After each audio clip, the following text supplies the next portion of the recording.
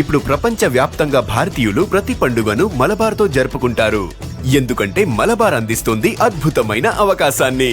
ఇది మీ పండుగలను మరింత ప్రత్యేకంగా చేస్తుంది. కాబట్టి ఇప్పుడు ఎక్కువ సేవింగ్, ఎక్కువ సంతోషాలు, ఎక్కువ సంబరాలు.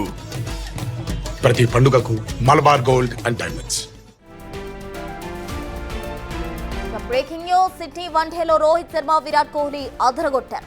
రోహిత్ శర్మ సెంచరీతో చెలరేగాడు. ఓపెనర్ గా వచ్చిన రోహిత్ గిల్ అవుట్ అయిన చివరి వరకు క్రీజులో నిలిచి జట్టును గెలిపించాడు. గిల్ అవుట్ అయ్యాక క్రీజులోకి వచ్చిన విరాట్ నిలకడగా ఆడాడు. తొలి 2 వన్డేలో డక్అవుట్ అయిన విరాట్ ఈ మ్యాచ్ లో రాణించాడు. వీరిద్దరూ అద్భుతంగా బ్యాటింగ్ తో మ్యాచ్ వన్ సైడ్ గా మారింది. తమ అభిమాన ఆటగాళ్లు చాలా కాలం తర్వాత వన్డేలో రాణించడంతో రోహిత్ కోహ్లీ ఫ్యాన్స్ జోష్ లో మునిగిపోయారు. ఈ మ్యాచ్ లో గెలిచిన టీమిండియా సిరీస్ లో పరువు నిలుపుకుంది. 2-1 తేడాతో ఆస్ట్రేలియా ఈ సిరీస్ ను గెలుచుకుంది.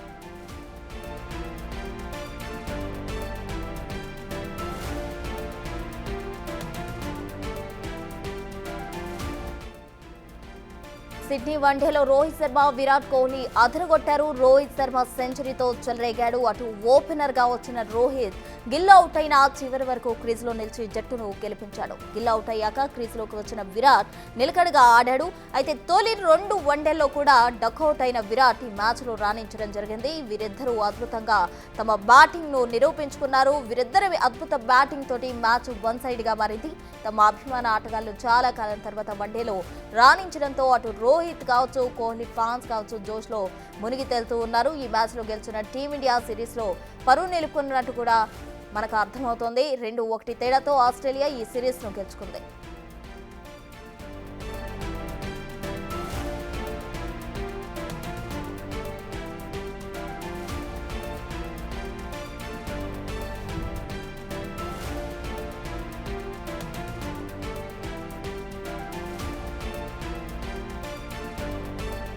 సిడ్నీ వన్డేలో రోహిత్ శర్మ, విరాట్ కోహ్లీ అదరగొట్టారు. సిరీస్ ను 2-1 తేడాతో ఆస్ట్రేలియా అయితే గెలుచుకుంది. అటు రోహిత్ శర్మ సెంచరీతో చెలరేగాడు. సిడ్నీలో ఓపెనర్ గా వచ్చిన రోహిత్ గిల్ అవుట్ అయిన చివరి వరకు కూడా క్రీజులో ఉన్నాడు. జట్టును గెలిపించడం జరిగింది. గిల్ అవుట్ అయ్యాక క్రీజులోకి వచ్చిన విరాట్ నిలకడగా ఆడడం జరిగింది. తొలి 2 వన్డేలో కూడా డక్అవుట్ అయిన విరాట్ ఈ మ్యాచ్ లో రాణించాడు. వీరిద్దరూ అద్భుతంగా బ్యాటింగ్ తో మ్యాచ్ వన్ సైడ్ గా మారింది. తమ అభిమాన ఆటగాళ్లు చాలా కాలం తర్వాత వన్డేలో రాణించడంతో రోహిత్ కోహ్లీ ఫ్యాన్స్ జోష్ లో మునిగిపోయారు. ఈ మ్యాచ్ లో గెలిచిన టీమిండియా సిరీస్ లో పరువు నిలుకుంది. 2-1 తేడాతో ఆస్ట్రేలియా ఈ సిరీస్ ను గెలుచుకుంది.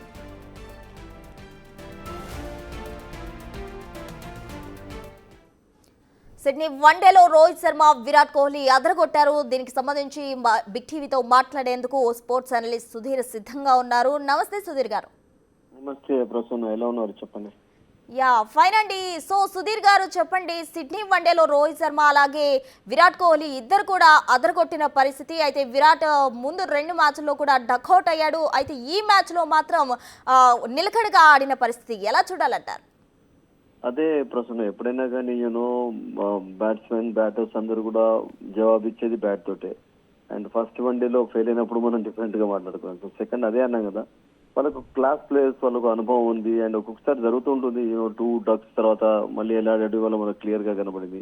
So they still have couple of years cricket left. And ముఖ్యంగా విరాట్ కోహ్లీకి అయితే వయసు ఉంది. రోహిత్ శర్మ కూడా చక్కగా ఆడుతున్నాడు కనుక వాళ్ళ మెయిన్ ఇంటెన్షన్ ఏంటంటే అసలు యాక్చువల్గా ఇద్దరు కూడా 2027 వరకు వరల్డ్ కప్ వరకు ఆడి ఒక పెద్ద హై నోట్ లో రిటైర్ అవుదామన్న ఒక ఖాయిష్ ఇద్దరికి ఉంది, కోరిక ఉంది వాళ్ళకు. అండ్ అఫ్ కోర్స్ ఇప్పుడు కెప్టెన్ గా లేడు Rohit. It's okay, no problem, it happens. ఒకసారి ఒకళ్ళు కెప్టెన్ గా ఉంటారు, ఒకసారి ఒకళ్ళు కెప్టెన్. ఎందుకంటే బీసీసీఐ ప్రణాళిక ప్రకారం వాళ్ళు అన్ని కూడా యాక్సెప్ట్ చేయాల్సిందే. యంగ్స్టర్ కెప్టెన్ గా చేశారు Shubman Gill. Shubman Gill has not played well. Actually చూడండి, మొత్తం సిరీస్ లో ఫెయిల్ అయిపోయినాడు, రియల్ గా చెప్పానండి. బట్ ఈ రోజు రియల్ గా మంచి ఇన్నింగ్స్ ఆడారు ఇద్దరు కూడా. Experience is the best tutor అని చెప్పి మరొకసారి వాళ్ళు నిరూపించారు. ఏజ్ అనేది ఒక నెంబర్ అని చెప్పి వాళ్ళు బ్యాట్ తోటి జవాబు ఇచ్చారు వాళ్ళు. అండ్ అందుకని మనం వెయిట్ చేయాలి. బికాస్ ఇప్పుడు రిటైర్మెంట్ అనేది మనం వాళ్ళకు వదిలేయాలి. వాళ్ళేం మామూలు ప్లేయర్స్ కాదు, క్లాస్ ప్లేయర్స్. వాళ్ళు చాలా రోజులు ఆడారు, కెప్టెన్ గా ఉన్నారు, విక్టరీ సాధించి పెడుతూ వచ్చారు. సో ఆ నిర్ణయం అనేది టోటల్ గా వాళ్ళకే వదిలేయాలి. So it's a good actually win for India. ఎందుకంటే ఇప్పుడు నెక్స్ట్ ఏంటంటే ప్రస్తుతం ముఖ్యంగా south Africa is coming to India. తర్వాత సౌత్ ఆఫ్రికాతో టెస్ట్ మ్యాచెస్, తర్వాత వన్ డేస్ ఉన్నాయి, తర్వాత న్యూజిలాండ్ తోటి వన్ డే ఆడతారు, తర్వాత ఇంగ్లాండ్ తోటి వన్ డే ఆడతారు, ఆఫ్ఘనిస్తాన్ వన్ డే ఆడతారు. అంటే ఓవరాల్ గా 2027 వరల్డ్ కప్ కంటే ముందు నేను అనుకుంటాను ఇంకా 25 నుంచి 27 వన్ డే వరకు మ్యాచెస్ అయితే ఉన్నట్టు. సో 27 వన్ డే, యా చెప్పండి. అంటే ఈ జోడీ వచ్చే వరల్డ్ కప్ వరకు కంటిన్యూ అవుతుందనడానికి ఇదో సంకేతం అనుకోవచ్చా? దట్ ఈస్ దేర్ డెసిషన్ అండి. ఇప్పుడు వాళ్ళు రిటైర్ కావాలనుకుంటే వాళ్ళు రిటైర్ కావచ్చు కూడా, బికాస్ వాళ్ళు అన్ని చేసి ఉన్న వాళ్ళు ఏం యంగ్స్టర్స్ కాదు కదా మనం ఎక్స్పెక్ట్ చేసేటప్పుడు. వాళ్ళే నిర్ణయం తీసుకుంటారు. వాళ్ళు ఒకవేళ ఫర్ ఎగ్జాంపుల్ ఫిట్ గా ఉన్నాం, పర్వాలేదు, మేము ఆడగలుగుతాం, పర్ఫామ్ చేస్తున్నారు అంటే వాళ్ళు ఎవరు డ్రాప్ కూడా చేయలేరు. వాళ్ళంతటా వాళ్ళే వెళ్ళిపోవాల్సి వస్తుంది. ఫర్ ఎగ్జాంపుల్ ఇప్పుడు రోహిత్ మొన్న 73 కొట్టాడు వాళ్ళ సెంచరీ. సో అలా ఆడుతున్నప్పుడు how can you drop the match? So మీకు ఇంకా వాళ్ళలో ఉన్నదని చెప్పి ఏజ్ అనేది జస్ట్ నెంబర్ అని నిరూపిస్తున్నప్పుడు మీరు వాళ్ళంతటా వాళ్ళు రిటైర్ అయినంత వరకు వాళ్ళని ఎవరు ఏమనలేరు అసలు యాక్చువల్ గా. సో వాళ్ళు ప్యూర్లీ వాళ్ళ డెసిషన్. ఏదైనా రిటైర్మెంట్ అనేది వాళ్ళకే వదిలేయాలి మనం ప్రస్తుతం. నేను అదే అంటాను. సో ఉంది వాళ్ళకి ఇప్పుడు వాళ్ళ ఇంకా ఆట ఉంది, సత్తా ఉంది, ఇంకా ఫిట్ గా ఉన్నారు అంటే అదే. ఇప్పుడు రోహిత్ శర్మ విషయం ఎంత క్రిటిసిజం చూసాం మ్యాచ్ స్టార్ట్ కాకముందు, టోర్నమెంట్ స్టార్ట్ కాకముందు, ఈ వన్ డే సిరీస్ ఎంతో మంది అతడు ఫ్యాట్ గా అయినాడు, చాలా అదైపోయినాడు, ఇదైనాడు, ఎన్నో విన్నాం కదా. సో అవన్నిటికి కూడా తన బ్యాట్ తోటి జవాబిచ్చి ఒకసారి అందరి నోళ్లు ముగించడం లేదా. సో నేనేమంటానంటే ఈ రిటైర్మెంట్ అనేది వాళ్ళకి వదిలేయాలి మనం. 2027 వరల్డ్ కప్ అనేది ఇంకే దగ్గర కూడా ఏం లేదంటే ఇంకా 1.5 2 years టైం ఉంది కనుక 2 years టైంలో ఎనీథింగ్ కెన్ హ్యాపెన్. వాళ్ళకి ఒకసారి ఫిట్నెస్ కూడా ఉండకపోవచ్చు, ఫామ్ టిప్ కావచ్చు. సో బీసీసీఐ కూడా సెలెక్టర్స్ కూడా ఏం చేస్తారంటే టోర్నమెంట్ కంటే ముందు వీళ్ళ ఫిట్నెస్ ఎలా ఉంది, ఎలా ఆడుతున్నారు అనేది చూస్తారు. ఇప్పుడు రోహిత్ సెంచరీ చేశా, విరాట్ హాఫ్ సెంచరీ చేశా, కానీ it is good for them, good for their fans, actually good for us also. ఎందుకంటే వాళ్ళు ఉండాలి అని చెప్పి అందరూ కోరుతున్నారు. ఎందుకంటే ఇంకా కొన్ని సమస్యలు ఉన్నాయి. ఇంకా పూర్తిగా వీళ్ళిద్దరూ అఫ్కోర్స్ టెస్ట్ మ్యాచ్లతో రిటైర్ కావడంతో ఏం పెద్ద ప్రభావం కనబడలేదు. 2020 నుంచి అయితే వాళ్ళు ఎప్పటి నుంచో అనుకున్నారు రిటైర్ అయ్యారు, అందులో ఏం ప్రాబ్లం లేదు. ఇండియాకు నెంబర్ 1 టీం ఉంది. But one day is totally different format ఉంది. సో ఈ వన్ డే ఫార్మాట్ లో ఇంకా కొంచెం కొన్ని సమస్యలు ఉన్నాయి. సో ఆ సమస్యలు నేను కుదురుకున్నంత వరకు ఐ థింక్ వాళ్ళు ఆడినంత సేపు ఆడితే I think it's good for India, good for the betterment of Indian cricket. ఎందుకంటే వాళ్ళు ఉన్నట్లయితే యంగ్స్టర్స్ కూడా చాలా నేర్చుకోవచ్చు. శుభ్మన్ గిల్ లాంటి వాళ్ళకు కూడా చాలా అవకాశాలు ఉంటాయి నేర్చుకోవడం. So that is my view ప్రస్తుతం. సుధీర్ గారు, ఒక విషయం, కోహ్లీ 2 డక్అవుట్లకే ఫ్యాన్స్ అంతలా ఊగిపోయారంటే మరి 2 వన్డేల్లో ఈ జంట ఎందుకు రాణించలేకపోయిందంట? ఒక్కొక్కసారి అవుతుందండి ఇప్పుడు, because you know batters duck out అవుతుంటారు. ఒక మ్యాచ్ లో తర్వాత ఇమీడియట్ గా సెంచరీ కొడతారు, ఇమీడియట్ గా హాఫ్ సెంచరీ కొడతారు. రోహిత్ శర్మ కూడా అంతే కదా, ఫస్ట్ మ్యాచ్ లో ఫెయిల్ అయిన తర్వాత మళ్ళీ ఒక హాఫ్ సెంచరీ కొట్టాడు. So some times these things happen actually. So performance అనేది ఓవరాల్ పర్ఫార్మెన్స్ అనేది చూడాలి మనం ఎప్పుడు కూడా. ఒకసారి అది అయిపోయిన తర్వాత అది కావడం అనేది it's not good actually. So overall performance ఎలా ఉంది అనేది టోటల్ గా అనేది దట్స్ వెరీ ఇంపార్టెంట్. ఓవరాల్ గా చూసినట్లయితే Rohit Sharma is really perform well actually. And Kohli కూడా అఫ్ కోర్స్ ఇప్పుడు ఆస్ట్రేలియా మ్యాచెస్ జరుగుతున్నప్పుడు ఆస్ట్రేలియా ఎటువంటి ప్లేస్ అంటే మనకు తెలుసు ప్రస్తుతం పిచ్ పైన కొంచెం బౌన్స్ ఉంటుంది ఎక్కువగా. ఒక్కొక్కసారి మంచి బాల్స్ కూడా పడుతుంటాయి. మీరు ఎంత పెద్ద బ్యాట్ అయినా కానీ మంచి బాల్స్ వస్తుంటే వాటికి అవుట్ అయ్యే ఛాన్సెస్ ఎక్కువగా ఉంటాయి. సో అండ్ దట్టు వీళ్ళిద్దరు ఆడింది కూడా క్రికెట్ చాలా రోజుల తర్వాత ఆడారు కదా, కొంచెం మధ్యలో గ్యాప్ కూడా చాలా లాంగ్ గ్యాప్ వచ్చింది. సో లాంగ్ గ్యాప్ రావడంతో నేను అనుకుంటున్నటువంటి అది చేశారు. బికాస్ మార్చ్ తర్వాత నేను అనుకుంటే ఛాంపియన్స్ ట్రాఫీ తర్వాత వాళ్ళు ఆడలేదు. So but still they have some cricket అనేది మాత్రం నిరూపించారు. వాళ్ళలో ఇంకా కొంచెం క్రికెట్ ఉంది, ఫిట్ గా ఉన్నారు, మేము ఆడగలుగుతాం. వాళ్ళ డెసిషన్ వాళ్ళకే వదిలేయాలి. అండ్ రిటైర్ అయిపోయిన తర్వాత కూడా ఏం ప్రాబ్లం అంతా ఉంటది అన్న సమస్య కూడా మీరు అడగొచ్చు. అంటే సుధీర్ గారు, ఇక్కడ ఒకటి రోకో జంట రిటైర్ అయిపోతుంది అన్న వస్తున్న కామెంట్స్ కు ఇక చెక్ పడ్డట్టే అనుకోవచ్చు అంటారా? రోకో జంట రిటైర్ అయితే మాత్రం క్రికెట్ ను మాత్రం రోకో అంటే ఆపలేం కదా, కొనసాగుతూనే ఉంటుంది. అంటే అదైతే కొనసాగుతుంది, టాక్ కూడా తప్పదు కదా. మీరు చెప్పండి, ఇవాళ కాకుండా రేపు రిటైర్ కావాల్సిందే. ఫర్ ఎగ్జాంపుల్ వరల్డ్ కప్ అనుకోండి, వరల్డ్ కప్ కంటే ముందే అనుకోండి.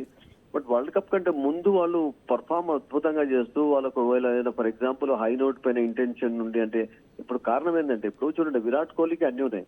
విరాట్ కోహ్లీకి ఛాంపియన్స్ ట్రాఫీ టైటిల్స్ 2 ఉన్నాయి, ఒక T20 అంటే అతను ఆడినప్పుడు వరల్డ్ కప్ కూడా 2011 లో కూడా అతడు వరల్డ్ కప్ గెలిచినప్పుడు ఫైనల్ లో 35 చాలా కీలకమైనటువంటి రన్స్ స్కోర్ చేశాడు ప్రస్తుతం. మనం దాన్ని కూడా మర్చిపోకూడదు. సో రోహిత్ కి ఏంటంటే Rohit Kohli world cup win లేదు. 2023 లో యాజ్ ఎ కెప్టెన్ గా పాపం ఒకటి ఆస్ట్రేలియా అగైన్స్ అహ్మదాబాద్ లో మిస్ అయింది. But otherwise as a captain గా ప్లేయర్ గా champions trophy, T20, IPL titles అన్ని ఏమని తెలుసు. ఒకటి ఏంటంటే కొంతమంది కొన్ని కోరికలు ఉంటాయి.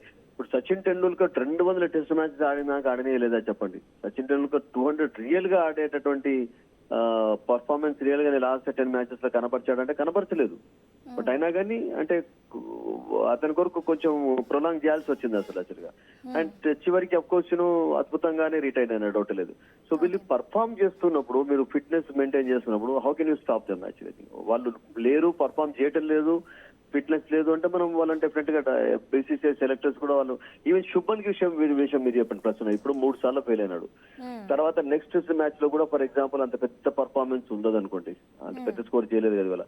సో ఒకవేళ అలా ఉన్నట్లయితే మీరు చెప్పండి అతన్ని కూడా తీసేస్తారు అట్లా అంటే ఒక కెప్టెన్ గా ఇప్పుడు ఉంచినంత మాత్రాన అంటే ఒక ప్రణాళిక పరంగా వెళ్తున్నా 2027 వరకు ఇతను ఉంటే బాగుంటుందని అనుకుంటున్నాం. కానీ ఆ మధ్యలో ఏమైనా అతనికి ఇంజరీ కావచ్చు, టోటల్ గా ఫామ్ డిప్ కావచ్చు, ఇప్పుడు నెక్స్ట్ ఆడే 20 మ్యాచెస్ లో శుభ్మన్ గిల్ ఇలాగే ఫెయిల్ అవుతూ వస్తే అతను ఉంచుతారా? అట్లా ఏముండదండి. సెలెక్టర్స్ కు ఆట ఇంపార్టెంట్, గేమ్ అనేది గొప్పది. శుభ్మన్ విషయానికి వస్తే సిరీస్ కోల్పోవడం శుభ్మన్ కెప్టెన్సీకి బ్యాడ్ స్టార్ట్ కదా, మరి దీనిపై మీ కామెంట్ ఏంటి? ఐ థింక్ అదే ఇప్పుడు దీస్ థింగ్స్ హ్యాపెన్ అంటే ఆస్ట్రేలియాలో ఆడుతున్నప్పుడు డెఫినెట్లీ వాళ్ళకి అడ్వాంటేజ్ ఉండింది. అంటే they took advantage of the home advantage తీసుకున్నారు కనుక మనం అంత పెద్ద ఇప్పుడు లాస్ట్ లో ఒక మ్యాచ్ అయితే గెలిచాం కదా. ఇప్పుడు ఆస్ట్రేలియా ఇండియాకి వచ్చినప్పుడు ఎలా చిత్తుకోడిపోవటం లేదు చూస్తున్నాము మనం అట్లా.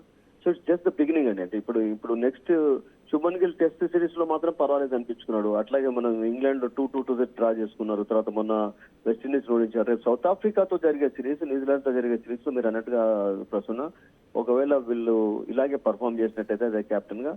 బట్ అగైన్ విన్ చేస్తూ ఉంటే ఏం అది కాదు, ఎందుకంటే అతడు కూడా యంగ్స్టర్ కనుక అతనికి కూడా కొన్ని అవకాశాలు ఇస్తారు పూర్తిగా. అంటే ఇప్పుడు ఏమవుతుందంటే ఇమీడియట్ గా అతన్ని డ్రాప్ చేసి మరొక కొత్త కెప్టెన్ పెడితే కూడా మీకు అదే సమస్య కావచ్చు. సో అందుకనే ఉన్న వాళ్ళను కొంచెం ప్రొలాంగ్ చేస్తూ వాళ్ళ యొక్క అంటే కెప్టెన్సీని పెరిగిస్తూ పోయినట్లయితే మీకు ఇట్స్ గుడ్ అంటే ఇమీడియట్ గా డ్రాప్ చేసి వేరే వాళ్ళని తీసుకొస్తూ కూడా సమస్యలు ఎదురు కావచ్చు.